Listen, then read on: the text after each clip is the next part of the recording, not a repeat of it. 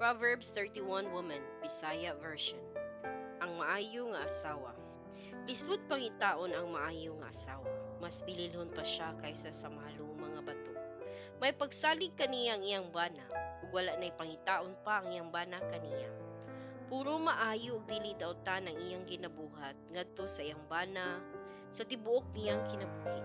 Ugihan siya mahimong tela nga dilana ug linin. Sama siya sa barko sa mga negosyante.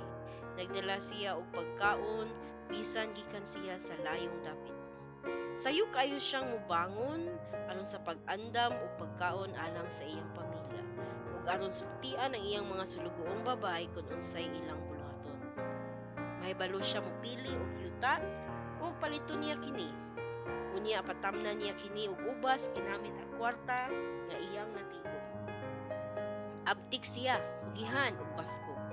Maayo siyang magnegosyo ug nagatrabaho siya hangtod sa gabii. Siya ra mismo ang mohimo og mga panapton nga himuong bisti. Mahinatagon siya ngadto sa mga kapos ug sa mga timawa. Dili siya mabalaka kunting tugnaw kay may baga siyang panapton alang sa iyang pamilya. Siya ra mismo ang naghimo sa mga hapin sa ilang katre ug ang iyang mga bisti matahom ug mahalon. Ilado ang iyang bana ingon nga usa sa mga opisyal sa ilang dapit. Manghimo siya sa mga bisti ug mga bakos ug ginabaligya niya kini ngadto sa mga negosyante. Aduna siya kalig-on og usa ka tinahod ug wala siya kabalaka sa umaabot. Nagasulti siya nga may kaalam ug nagatudlo siya uban ang pagmahal. Kugihan siya ug ginatiman gayud niya ang pag-ayo ang iyang panimalay.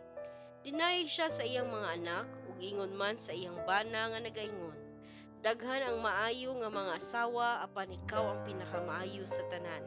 Ang pagkamadanihon malimbungon ug ang katahom lumalabay lang. Apan ang babae nga nagatahod sa Ginoo angay nga daygon. Angay siyang balusan sa iyang maayong binuhatan ug pasidunggan taliwala sa kadaghanan.